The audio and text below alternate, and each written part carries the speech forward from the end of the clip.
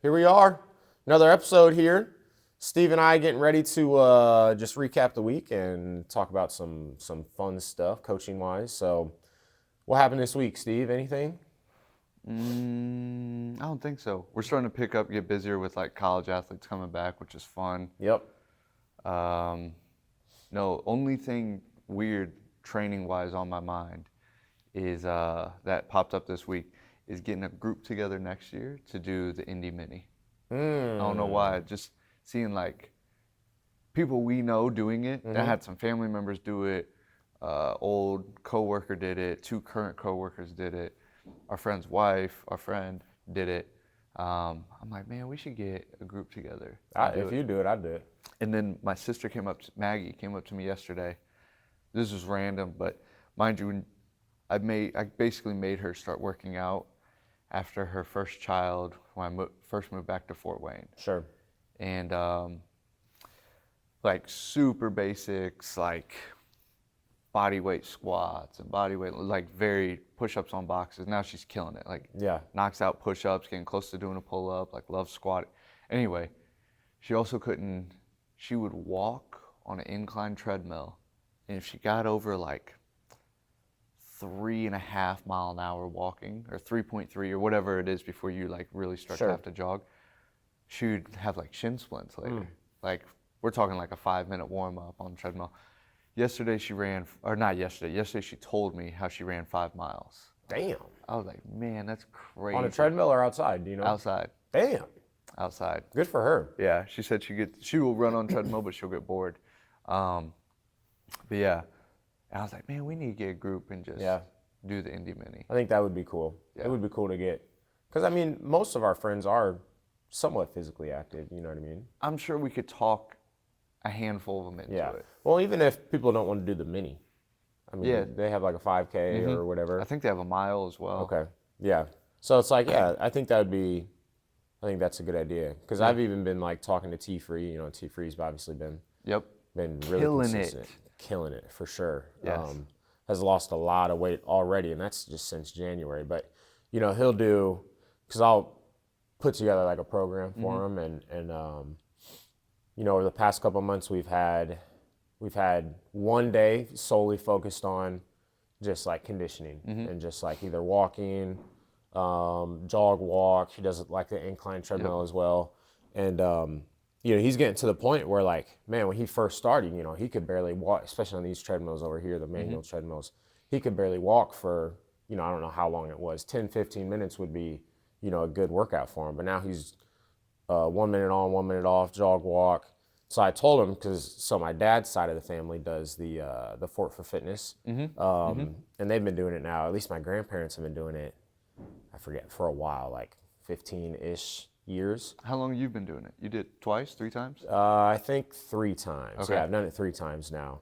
But that, I mean, they would always try to convince me to come back and do it when I wasn't living here. But once I moved back, I'm like, man, like, what a cool, you know, like family kind of thing to do, you know, like just go out there and they walk it. My grandparents and my dad and uncle and his people that he brings, they just walk it.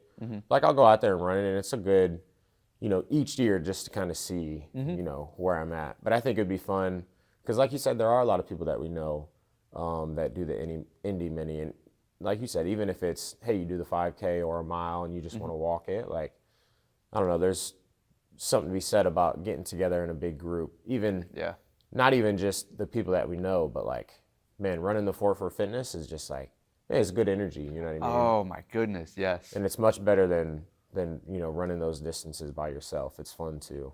And running around the whatever the racetrack is down there. That would be cool. Yep. You know, yeah, that's a good idea. I think that would be fun. Yeah. We got to start pressuring people now. I think it would be, I think we'll get a group. Yeah. Pretty easy. Yeah. Small group, but yeah. No, that's a good idea. I'm trying to think. We got 8 days of school left, which is crazy. Well, who's counting? Yep, who's counting, right? I try not to count, but you know, these kids count all the time. Every day they let me know. Oh, it's their fault. Yeah, it's their fault. Yeah. So 8 days of school left. So we're just, man, we've started our testing. We started our testing last week. And, man, get some good numbers, you know what I mean? Like, Probably the best set of numbers we've had so far in my 4 years here, which is interesting to think about. Like, we're not to get too far deep into it, but like our bench and our squat have been really good. Like progress wise in terms of where we were at in December and where we're at now. Pro agility and vertical jump. Our vertical jump, and I haven't actually crunched the data yet, but I mean, on average, from what I've seen, it's like at least an inch, if not inch and a half, 2 inches. You know, people are going up. We're in our 40s tomorrow, so that'll be good to see. And then we just got to finish up our broad jump. But it's been cool to see. I mean, you know, the end of the semester is usually always fun, and you know, it's where the rubber meets the road to kind of see. Because really, I mean, you know, there's kids that don't improve on certain things, and it's like you look at it and you have 16 weeks to, you know, in the program to make progress and get stronger and faster. And if you don't improve, it's obviously, it's like, what are we doing? You know what I mean? It's like, and I don't really, you know, I don't call kids out, or I don't, you know, I thought about putting up like all the scores, Posting you know? Yeah. I was thinking that as you were talking about it. Just to have people, because even, you know, we'll put it up there for like estimated maxes, and people are always, you know, what's so-and-so doing? What's so-and-so got to do? And so I was like, maybe that would be kind of interesting to just put it up there and not, you know, focus on one person, but you look at it and you know how that sheet is set up. You know, if you got better, it's green. If you got worse, it's red, and it's bold. You stayed the same. So you look through, and most of it's green, which is how it should be. But you know, the people that are red, it's like, yeah, man, what were you doing the past 16 weeks? You know, clearly not much. You know, especially if your bench and squat don't go up in 16 weeks, it's like, yeah, that's pretty bad. No, that's the Tony Holler rank, record, publish. Yeah. Which is something that, you know, I don't do enough of. And it's a struggle with such short amount of time and big classes. You know what I mean? But we did recently just get a jump mat, which will help with, we'll use that next year, but I want to try to use it, you know, maybe once a month or every other week, just try to get a couple jumps on that. Obviously that will go a lot quicker than the Vertec. But it's like, you got average 45 kids in a class, and you got, you know, classes are 45 minutes, works out to about 25 minutes of work. And it's like, like if we pulled out the lasers and tested, you know, our sprints, it's like that's going to be our class. The class is going to be, everybody's going to run two sprints. So it's like, I don't know. But yeah, I do. It is enjoyable to do the testing and just kind of see where we're at. And, you know, each year you find things that work and find things that you should probably adjust, you know, so. Yeah. I would be interested in hearing like the program and like how, like the numbers at the end, the pre and the post, and like what went into it. I think that'd be really cool. Yeah, and there are some thoughts of kind of what, you know, what played into us having a little bit better numbers this year than last year, which we can, especially once we get all the testing done, because we're not even done with it, but we can talk about that maybe in a future episode. For sure. But yeah, other than that, Coach Congdon's retiring, obviously. So getting ready for that, figuring out, I think we got the summer kind of finalized. BP is going to be in the summer with us. So excited for that. Excited to have BP out there, especially since we lost T-Free. But that'll be good, just getting ready for everything, because that's only a couple weeks away. And then it'll just be smooth sailing from there, pretty much. So today we talked a little bit about potential topics here, and we have one that we kind of decided on, and the question is, are you a better coach than you were an athlete? What do you think? Well, it's funny, there's a Snyder kid that comes to the field house. I was there Saturday, and he's asking, I forget how we got on the topic. He asked me what position I played. And he asked me about you and what position you played. And he was like, were you guys pretty good? And I'm like, man, I didn't play a whole lot. Right. I was like, Coach Rob was in a rotation, but like I didn't play a ton. So it's funny, like, were you a better coach than athlete? It's like, well, I hope so, because I wasn't a great athlete. I'm probably a better athlete now than I was then, which is cool to think about, but Yeah. or sad to think about, depending on how you look at it. But I hope so. It's tough with coaching because there's no like grading criteria. Yeah. There's no like, I always tell, like typically my girlfriend, like, oh, I want to be the best in the world at this. But there's no, and it's like I'm serious, but it's also like, I know there's no grading system for it. Like, how do you determine who's the best strength coach in the world? Yeah. So, yeah, I think so. I think it'll be fun to dig into like what goes into coaching. But how do Yeah. you feel about that? Yeah, I don't know. I feel the same, because like I always think of it, and I tell the kids straight up, like I always think of it that, I was average at best. I say athletically. And yeah, I'm kind of in the same boat as you where it's like, yeah, if I'm not a better coach than I was an athlete, then it's like, man, I am a pretty mediocre coach. I think it's safe to say that both of us are better coaches than we were athletes. I don't think that's an outstanding statement. But I mean, you look at it in a lot of situations, that is the case. You know what I mean? Like, not always, but like usually the best coaches weren't the best athletes. Yeah. And vice versa, right? Usually, the best athletes don't make the best coaches. Again, not always true. You look at Deion Sanders, right? Yeah. Like an anomaly, but like one of the best athletes ever, and obviously a high level, head coach. But just in the sense of, looking back at like our time as an athlete, it's like I think both of us have accomplished more coaching than we did as an athlete. Yeah.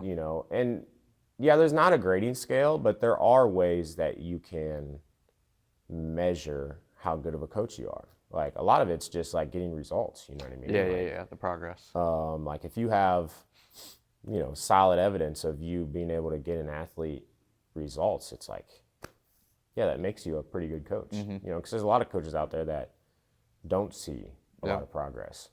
So I think, like with you, just especially with the combine or the pro day prep, it's like, you look at those results that you got from those guys, and it's like, you can't. There's no way you're going to be able to argue that you're not good at what you do. Yeah. You know what I mean? Yeah. So. That's true. Yeah, I don't know. I don't know. I think you use a little bit of. It definitely helps to be involved, as an athlete, and then get into coaching. I also think it's like important for a coach to be coached in something. You know what I mean? And so like I think that's one benefit of like doing jiu-jitsu, because it's like I'm still, I leave my job as a coach where I'm coaching people and then go to a place where I'm being coached. And I think there's benefit to that just in the sense of if for nothing else, just like remembering the mindset or remembering how it is to be a student or to be an athlete that's being coached in something. Yeah. You know what I mean? No, for sure. Even when I used to do kickboxing, and like as the student or the athlete, you start like evaluating the coach and like what's working, what you like, what you don't like, kind of how they run the class, their confidence level, their energy level, how much individual attention are they giving people, or do they just, hey, we're doing this, and they demonstrate it and then they walk off. And it's like, you start to, it's a good way to get in more practice reps without actually doing it. You know? Yeah. To some degree. Yeah, 100%. But yeah, I mean, coaching in general is, there's a lot that goes into it. I always think like and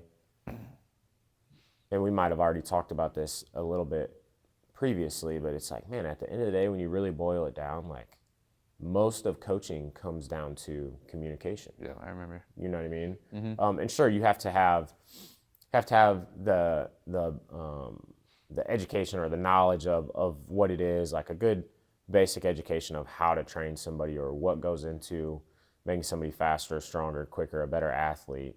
But you can have all of that information in the world, but if you don't know how to communicate with people, You know, it's like it'll help you in your endeavors, but again, coaching is really just boils down to the art of communication. So I would say my biggest coaching mentor, for sure, is Pete Bomarito or his number 2 at the time, Spencer Correo. But Pete would talk about there's an art and a science to coaching. Sure. And he's like, new coaches get so caught up in the science. Yeah. I think that makes sense because you get into this and you study it and you learn I know we probably both, but I know I can speak for myself, trying to figure out what's the best program. Yeah. There's linear, there's block, there's undulate. And then there's this west side stuff. And then I was like deep into it makes so much sense. And then anyway, you get all into the science of what makes an athlete better, bigger, faster, stronger. And Pete would talk about young coaches, new coaches get so caught up in that they don't actually have any art of coaching yet, communicating it, running a group, having the organization and flow of a weight room. And I think I just said it, but the biggest part, as you've mentioned, is just communicating it. Yeah. I think that was a bigger downfall for me, not downfall, but a weakness Sure. of mine initially. And I'm like, have this good workout for the field or for a weight room session. And I'm like, this is about to be perfect.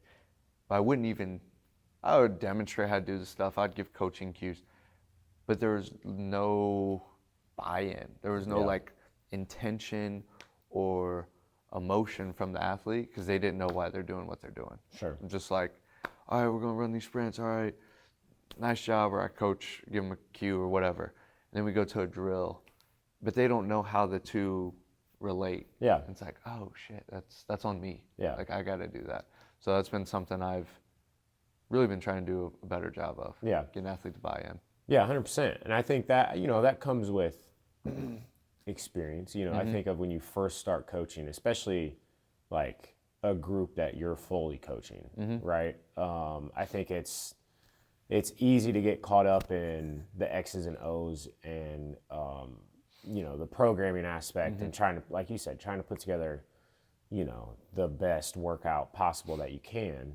But I think the more you get to know the people that you're training, and the more that they get to know you, I think goes a long way in just creating that buy-in. Because, I don't think either of us are very stereotypical like strength coach. You know what I mean? We don't have shaved heads yet. Yeah, we're not bald yet. It's like we don't, at least for myself, I can speak for myself. Like, I don't really yell at people. Like I feel like there's certain ways to go about, and again, a lot of it depends on who you're working with, but at least with the high school athlete, it's like, there's a lot of high school athletes that like don't respond well to, even if I were that guy, like there's a lot of kids that do not respond well to that. Yeah. And so it's like, I don't know, the communication aspect of it is you can't try to fake it. You can't try to see what a stereotypical strength coach would do in a situation. And if that's not you, like, especially kids, like kids are going to be able to see right through that. You know what I mean?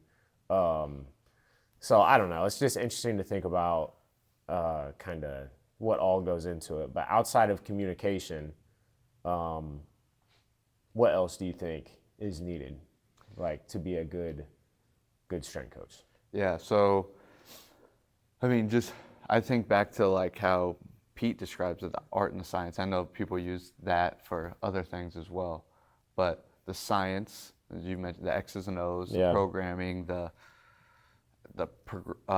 progressions, and how to, just like building out programs and microcycles and macrocycles and all that stuff. Sure. Most of which, at least the terminology, it's just kind of like out the window after school. Yeah. But and then the art of it, which is, I would say, the building the relationship, the knowing, and what you just said made me think of it, like knowing how to communicate with certain athletes. Sure. Because we're all different, they're all different. And yeah, you have to run a group until 80% of it is all the same you, if that makes sense. But then individuals get different aspects of it. Yeah. There's certain athletes you can't really yell at, they're not going to respond well.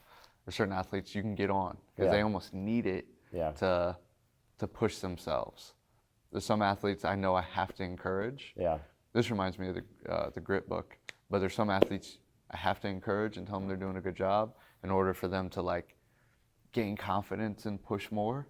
And there's certain athletes I have to like, I don't know, talk shit to. Yeah. You got to challenge them, not even like a disrespectful way, but like, oh, that was it? Yeah. I'm like, oh, come on, man. I know you can throw harder than that. Yeah. But like, you can't hit that. Like with I'm just thinking of med ball tosses. But yeah, there's certain athletes I feel like I have to challenge in order to get more out of them.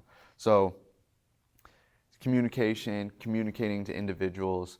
I think something that working with younger coaches or newer coaches myself, understanding like the flow of a workout and how to run a weight room. So, and that's kind of like an overlap with the science, like writing a program. But there can be this perfect program and you're going to have I don't know, you have a decent amount of equipment. You're going to have everyone in their program have the sled push. There's one sled or two sleds, you know. Or people program two things in a rack. Oh, we're going to front squat and do pull-ups. It's like, well, you got one rack. Yeah. So understanding like how to organize that. I think Mike Boyle talks a lot about the flow of the weight room. I think that's also an important aspect. Yeah. I think like another term for it, another word for it is just the logistics of the workout, right? Like how it's gonna flow, and especially in like the setting that I'm in, like, you know, again, on average we got 45 kids in a class. After school we can have 80 to 100 kids in here. So it's like I think that's and again, it depends on the setting that you're coaching in, but if you're coaching in a big group setting, like with a team or with a class, it's like, yeah, you have to take in consideration, one, the layout of the room, obviously, how much equipment you have, and then to figure out how, like you said, how it's all going to flow, right? So I think that's something that, at least working in this setting, like, has challenged me to, like, really learn the best way to do that.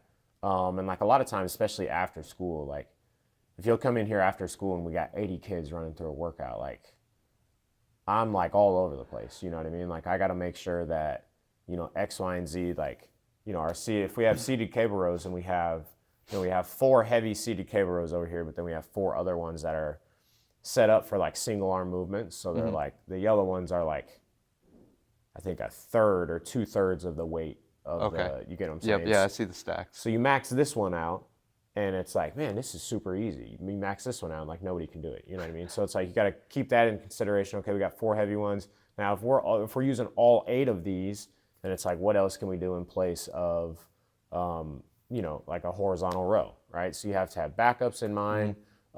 There's a lot of kids, at least for us, that, you know, will show up late into the workout. Now, if it's for no reason, we kick them out, you know, but like a lot of them are study tables or retaking a test or whatever it is. So it's like they come in halfway through the workout, and depending on what you're doing, you got to find a spot for them to fit in.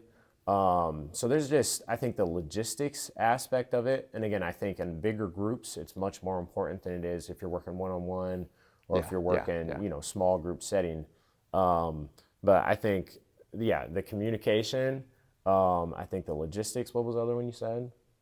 Communication, logistics. And then building a relationship. Yeah, building a relationship, which goes back to, like you said, the art and the science of, I like that. I like how the art and the science where you split it up, because you can really fit everything that we do, you know, into one or, you know, into one or the other of those categories. I think so. Yeah. And then I'm just trying to think of what else. Like, I think a big part of being a good coach is something that is a big part of being a good athlete. And it's just like being consistent with the kids. You know what I mean? I think, especially again, in the high school setting, it's like, man, you look at some of these kids and some of their sports teams, like they have a new head coach every other year. Yeah. You know, and it's like, how do we expect them to have, any type of long-term sustained success in their sport if every other year, you know, they're getting a new head coach, a new set of standards, a new leader, whatever it is. So it's like, I mean, I've seen it here, but especially with like Lucas at Northside, like, you know, those kids don't rarely ever have any type of consistency. Yeah. So I remember talking to him a little bit and him just explaining the idea of like, yeah, the first year was rough, you know, but once the kids realized that like I wasn't just there like for a year or two, Yeah. and that I'm like actually here to like, you know, help them and have their best interests in mind, like that's when the relationships really started to build. So it's like, I think on top of that, I think just being consistent, you know, I really the only days that I miss from work is like either PSM, you know, like In services. yeah, if we have to do in services or whatever it is. But I try my best not to miss one because I enjoy being here. But two, it's like, yeah, I mean, being a steady presence, a steady positive presence in that kid or that student's life or that athlete's life, I think goes a long way. Yeah. You know. Yeah. On the logistics side, so I got kind of two things from what you just said. The logistics side, have you ever had like a big, I don't know, blunder? Like, oh shoot, I programmed these two things, or like the flow of the room, or, I mean, obviously you plan out beforehand, but maybe, have you ever planned something out, maybe summer gym, like you planned it out and you're like, oh shit, that didn't work. Definitely, yeah, 100%. Yeah, I remember we would do these, in summer gym, we would do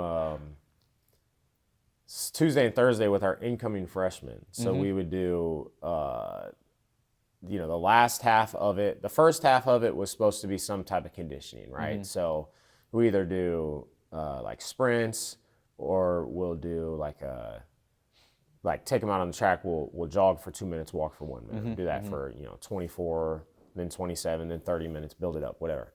The second part of the day is supposed to be something fun, but it's like conditioning based. Yes, okay. So it's like most of the time we'll play ultimate ball, Yeah. you know, and especially those kids, not many of them really get tired of that. They love playing it. So like we've been pretty consistent with that, but I think it was 2 summers ago.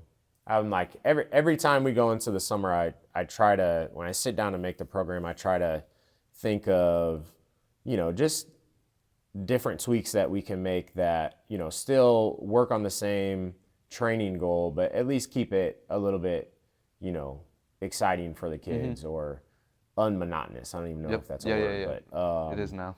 It is now. And so, but anyway, so we did our, I think we did our jog walk, you know, for 30 minutes or whatever it was. And then I had this whole thing set up where I was like, yeah, we're going to do like a relay race and have teams and, you know, we had that incoming freshman group is pretty consistent, or at least has been since I've been here. So we probably had, I don't know, 80 kids, 70 to 80 kids that day. So it's like, first, okay, well, we're going through to put the groups together, and it's like, well, our groups can't be too big. If we have 10 people in a group, you know, based on what we were doing, then it's like, a lot of rest. yeah, it's a lot of rest, going to take a long time, it's just not really realistic. So I'm like, okay, well, I forget exactly what we did. We maybe put like 5 people in a group, you know.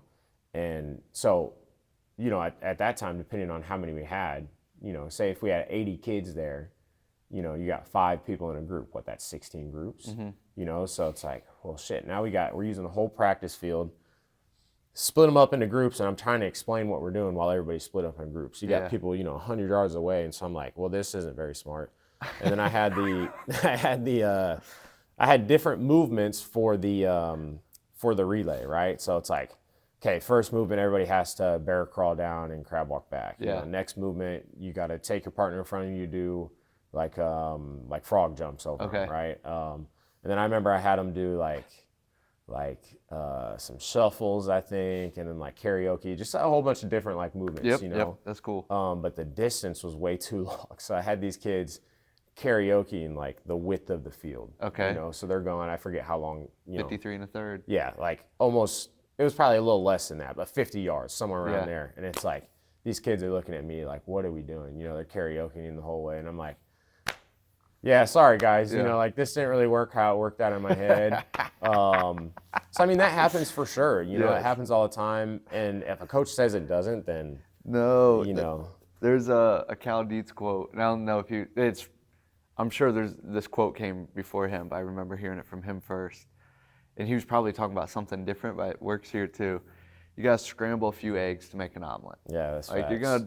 the end goal is the omelet. Well, you're gonna scramble some eggs Yeah. in there. Yeah.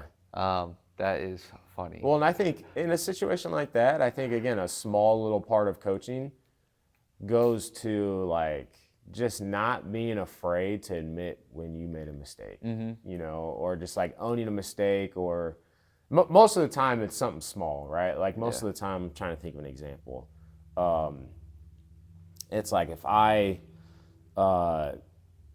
if I set up like a 40-yard dash on a day that is, supposed to be too cold, or it's raining that day, it's not the best example, but instead of trying to make an excuse for like, oh, I didn't, weather didn't play out how it should have, or whatever it is, just like being upfront with the kids, like, hey, this is on me, like I made a mistake here, like this is what we're gonna do now. Like I know I told you one thing, but we're gonna have to do something different. I think again, especially for high school kids, it's like it's much better that way. One, I think it teaches them that it's okay to be wrong, and Make mistakes, when you're wrong, like to not be embarrassed about it or not be afraid of it, but just like own up to it, admit it, and move on. You know what I mean? I think that goes a long way in building a relationship with that kid and realizing, or helping them realize that nobody's perfect. When you make mistakes, like be mature about it, own up to it, and just like do your best to make it right. But like move on from it rather than trying to put it off on someone else, or trying to make an excuse for what happened, or getting mad about it. Yeah. And it's like, this is your fault. Exactly. Why keep being mean to me? Exactly. Yeah, taking it out on some of the kids or something. So I think that again, is a small little part of just like helping these, because kids aren't dumb. They see you every day. Like they're going to be able to figure out like how you are, and if you're, I think, a trustworthy person of, I don't want to say authority, but you know what I mean, like a someone that is a leader or in a position of just as a coach, I guess. Yeah. All right, and then the next thing I was thinking, who are like your coaching influences? Yeah. Like maybe it's a mentor, maybe it's just like, I don't know, your biggest like coaching influences. And I'll start and give you some time. Like actual, like I met them, I learned from them, I was coached by them, worked with them. I already said Pete Bomarito. Spencer Correa would be right there with him, who was the number 2 at the time. Okay. Spencer, just very smart. We had a ton of conversations. It was Pete, at least when I was an intern, I wasn't that close with, he's the top guy, I'm an intern. I was just happy he knew my name. He didn't know most of people's names. And like I observe, and he would give like educational things, like Wednesday educational stuff. I went to like a couple of throughout my time working there, he would host like weekend workshops basically, and I would attend all of them. Yeah. Because once I started working there, it was free. When I was an intern, it wasn't free. You'd get like I forget what the discount was, and not to like embarrass him, not that he's gonna watch this, but when I was an intern, he hosted a level 1 workshop, and there was only one person signed up for it. I didn't know this at the time, and so he was really encouraging the staff to try to get interns to go. Like, hey, tell them, it's 50% discount or whatever. Yeah. And Spencer, like said something to me about it. I'm like, I was broke. I was paying for my housing down there by myself. I was getting ready to go to grad school. I was unpaid intern. Like I was broke. Yeah. And Spencer was like, man, I really think you should go. Like I learned a ton from it. I'm like, okay. And then it's like the week before the seminar or the workshop, and I think Pete lowered it to like hey, it's $100 for interns. Yeah. I forget how much it's supposed to be, 500 or something, 400. He's like, hey, it's $100 for interns. And when he made that like announcement to the whole staff, Spencer texted me and was like, hey, you should go, or like you're going, whatever you can't pay for, I'll pay for Yeah. me. I was like, damn, it's that important that I go to this. So I just paid the $100. But it's like the fact that he was willing to do that, Yeah. one, let me know how important it was, but two, like how good of a person, Sure. you know? Anyway, just a story on Spencer. Interned at Arizona State. Joe Connolly was a good one to learn from as far as like progressions to, because Bomberitos is not a team setting, Yeah. private sector. Arizona State and IU before that. My IU experience wasn't great. Yeah. After doing that internship, I decided I didn't want to coach anymore. Damn. And then I got the Bomberito internship, and I was like, nah, I like this. Yeah.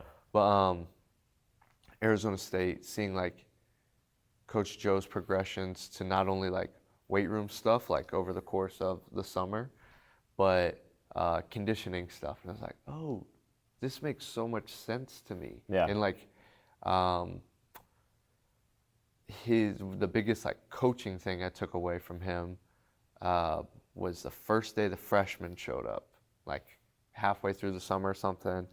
I forget. I think it was like offense lifts at a certain time, defense lifts right after that, and then the freshmen would come in. And we would meet as a staff before the lift to kind of go over, hey, here's the card. We did this last week. Here's the progression. Here's like a coaching point we want to focus on, whatever. And you could tell he had like a different, like tenser energy to him that day. And he was like making eye contact, especially with us like interns. He was like, I don't care if you say a word today. Like, today is my only chance to make a first impression with them. Mm-hmm. Like, it has to be perfect. Yeah. If you don't say anything, I don't care. Like, I'm coaching today. I was like, oh shit. But it's like, that's hit me with draft prep, whether it was at Bomberitos or at PSM. Yeah. Like, hey, this is my team, and I have to put on a good first impression today. I got to be organized and prepared. And I remember telling Jaden, intern that helped me this year, like, I don't care if you say anything today. Like, kind of stole it from Coach Joe. Like, I have to have a good first impression. Like, today has to be perfect. And if not, it's on me. Yeah. So, there's Coach Joe. I could go on all day about Pete. I didn't say anything about him yet. But I could talk forever about his coaching style and like what I've taken from him and like influences on programming. And then as far as coaches that I didn't actually work with, I feel like I learned from like everyone out there. Yeah. Like whether it's reading books or watching presentations, listening to podcasts, I listen to a lot of that stuff. And even if it's like fucking like Joel Seedman, it's like, all right, there's something to take away from this. 100%. Like his marketing ability. He gets athletes to buy into doing like trap bar deadlifts. I'm looking for trap like on its side. Yeah. But he gets that buy-in. And it's like there's something to take away from how he presents things. 100%. But I would say those three guys I just named probably my biggest coaching influences. Yeah. Yeah, it's interesting thinking about. Definitely the two biggest, I think, influences, strength conditioning wise, was when I was at Southern Illinois University, Edwardsville, SIUE.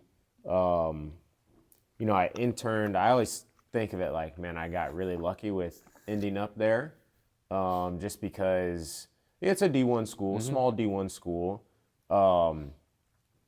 But the two guys, Mark Jameson and Zach Rockford, that Mark was the head guy, Zach was the assistant, and then at that time, when I first started there, I interned for a year and a half. My first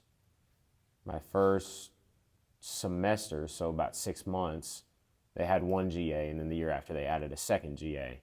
But anyways, Mark and Zach, you walk in, and Zach looks like a strength coach, little shorter guy, big beard, bald, just a couple years older than us, and has some just like some fiery energy. You know what I mean?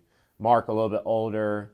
You look at Mark, like I remember the first time meeting Mark. Like Mark looks like he runs marathons. You know what I mean? Okay. Like tall, lengthy. Like since I've left, like he's put on a little bit more muscle, but skinny. Just doesn't really look like your stereotypical strength coach. But like just sitting down and talk to him for the first 5 minutes, like both of those guys are like super high level in terms of just their understanding of strength conditioning, what all goes into, training an athlete.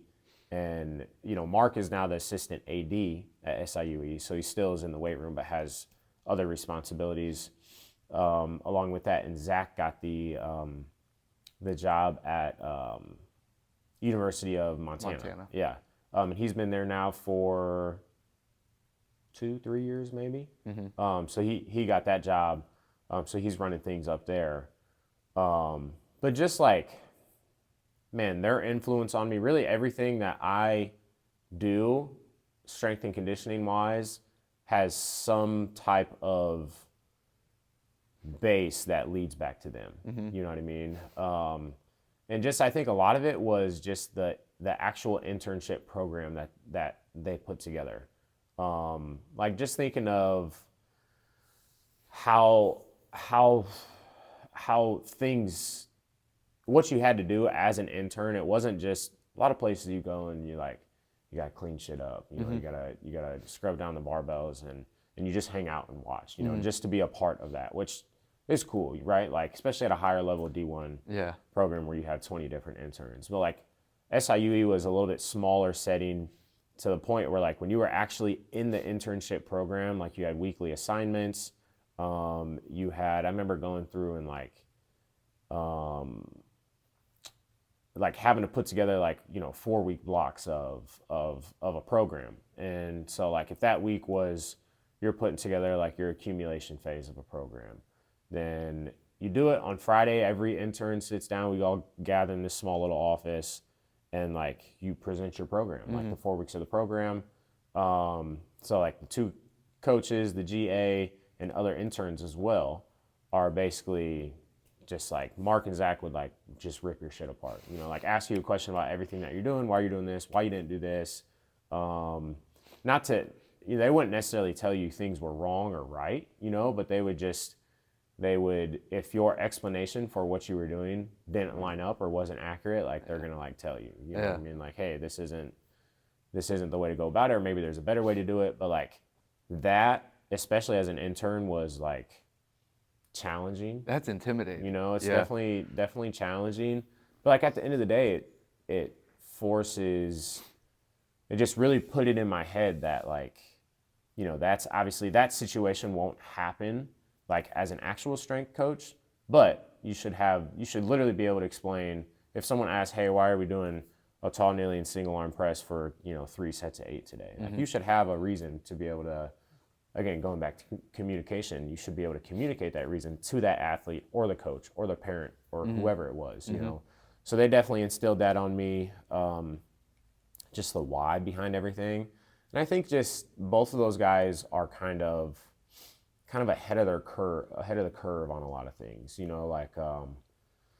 were one of the first universities to like really adopt like flywheel training. Which is how I got into eccentric later on.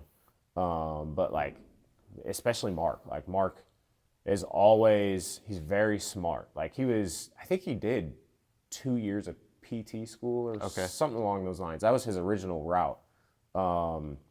And then, decided to go the strength conditioning route. But he's like very, very, very intelligent, like super smart in whatever he does. But he brings that to strength and conditioning. So whenever there's something that, is newer technology, I think a lot of times he's always looking into it. Like another one I think of is, I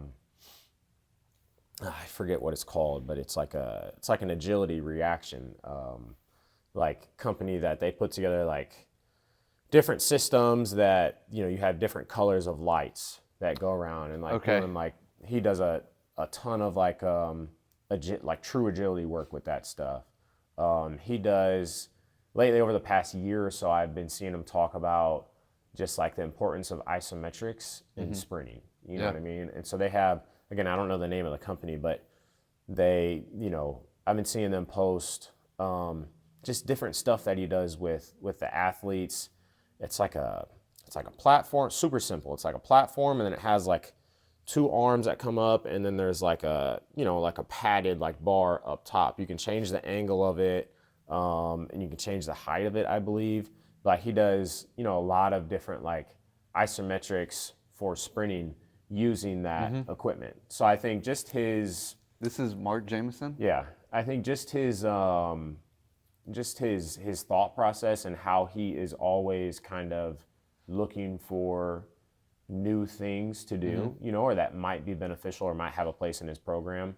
I mean, super high level. Like I was there for a year and a half, and the last year, actually, so I interned my second semester of my grad school program. Well, the grad school program was set up, you could do it in a year if you wanted to.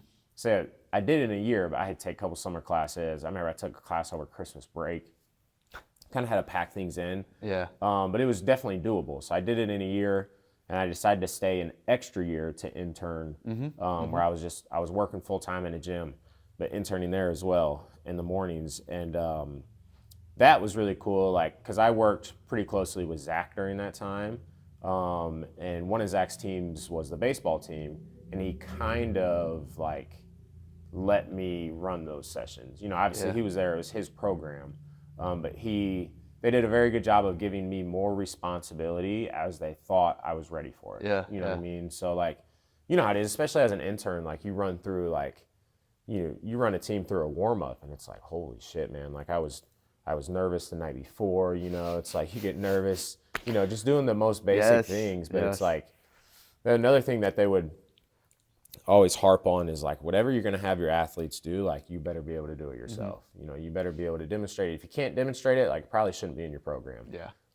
So they like challenged us on, they had, like I'm sure all D1 schools, they have a full list of like just their whole dynamic warm-ups that they do. So it's like running through and doing those. And that was after, 4 years of just straight lifting weights really, and not doing anything athletic at all. Yeah. So it's like, man, talk about, I remember the first couple of weeks, like trying to learn that stuff, man, just embarrassing, like feel like a brand new, like feel like you've never done anything athletic in your life.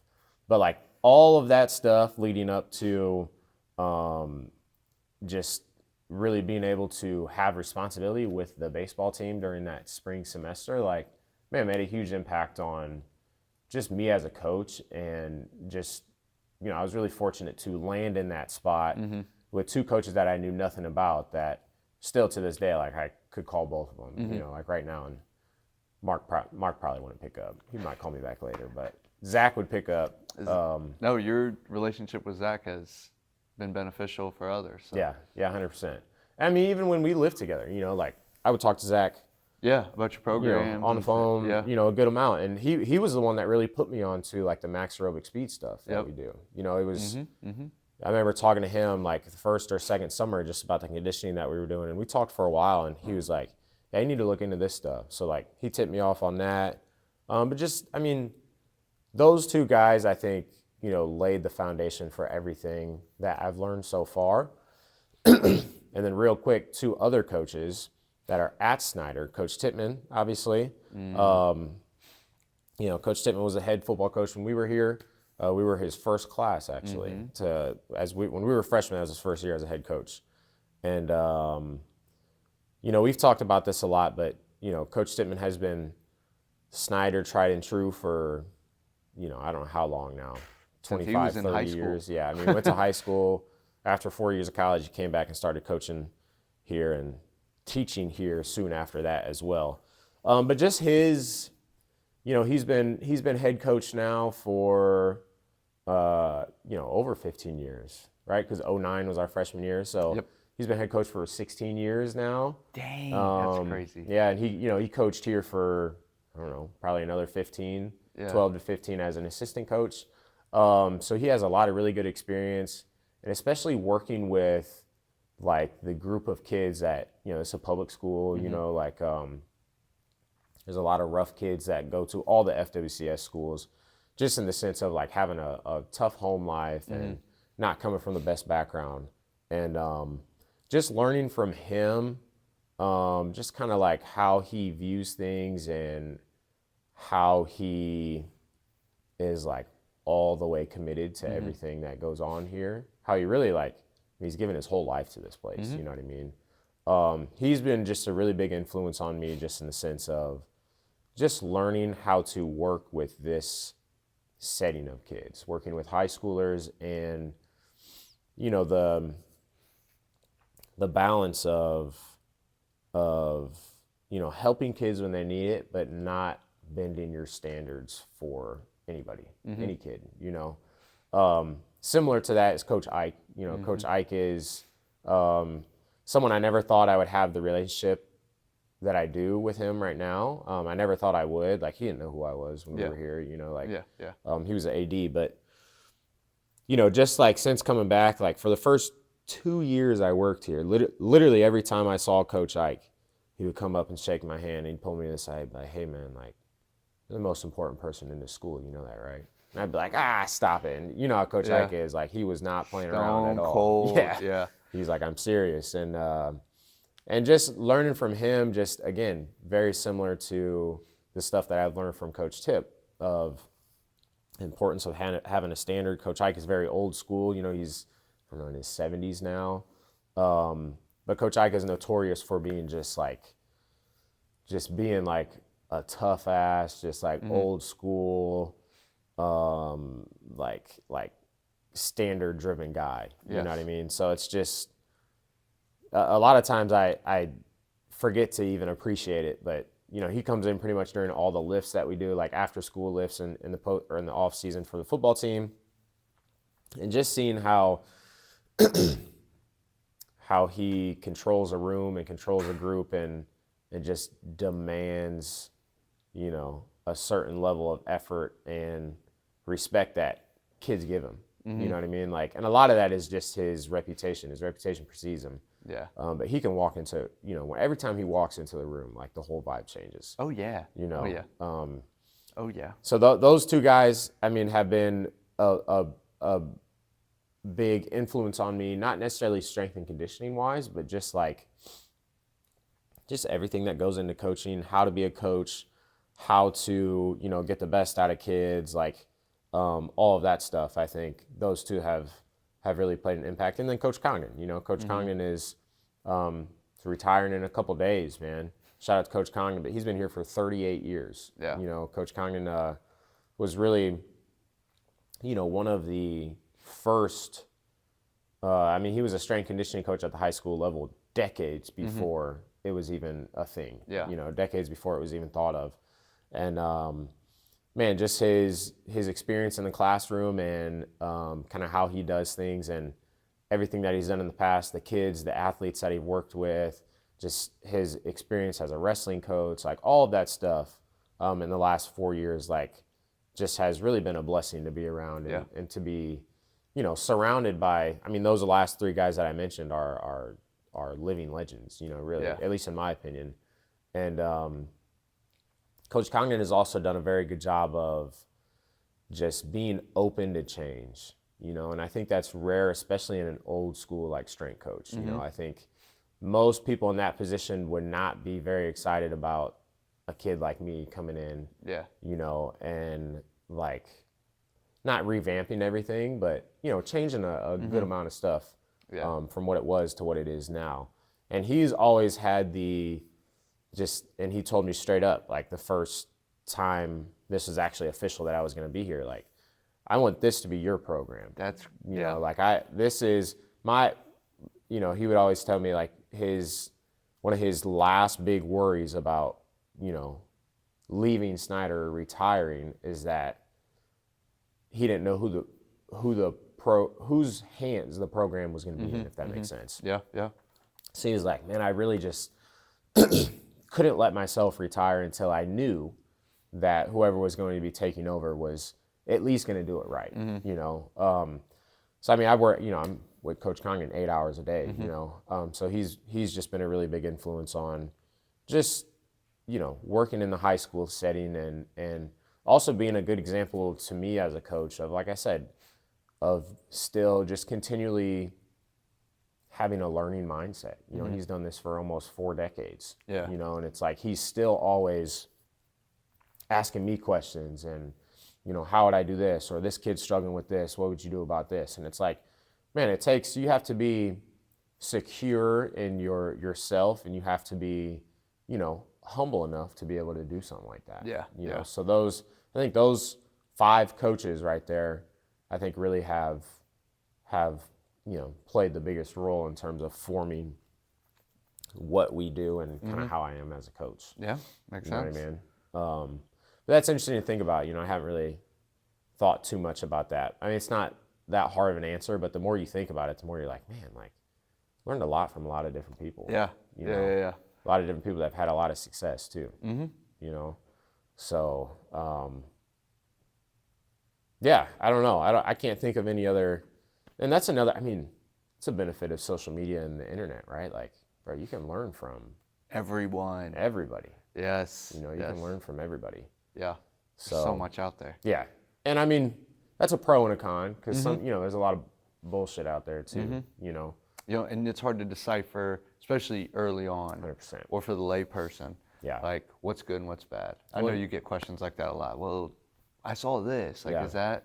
Yeah. It's like, people don't know. Well, and we're not telling anybody anything they don't know, but it's like, you know, a lot of the people that have the biggest followings on social media are the people that look the best, you know, that have the best physique or that are the strongest. And it's like, yeah, I mean, that makes sense when you sit down and think of it, but those aren't always just because you have, you know, your physique is crazy or you can deadlift 800 pounds, doesn't automatically, you know, qualify you as a coach to be sharing information, you know, and telling people how to do things. Yeah. Yeah. So that's a whole other discussion. But there's a lot of people out there that have some great experience, you know, like Mike Boyle. Pete Bomarito's pretty active on social media, or at least the gym is. You know, they put stuff up. There's a lot of, I'm just trying to think of people off the top of my head. Like, there's a lot of, you know, qualified coaches out there that are putting out really good information. And it's just a matter of finding those coaches and kind of blocking out all the other BS. Yeah. So yeah, I think that pretty much covers it. No, I think that was good. I think that's good. We're gonna try to next weekend. We got something in the works next weekend, so Yeah. we're gonna put something together next weekend, and then just keep being consistent with this. So yeah, anything else before we sign off? Happy Mother's Day. Happy Mother's Day. That's right. Yeah, tell your mom you love her. That's right. That's another Coach Ike. Coach Ike called people over before he dismisses the O-lineman. He always asks them, "Who'd you help today?" Yeah. He makes everybody go around and say what they did to help somebody, and then always into it, tell your mom you love her. Yeah, tell your mom you love her. Yeah, that's a fact. So, all right, man. All right. Peace.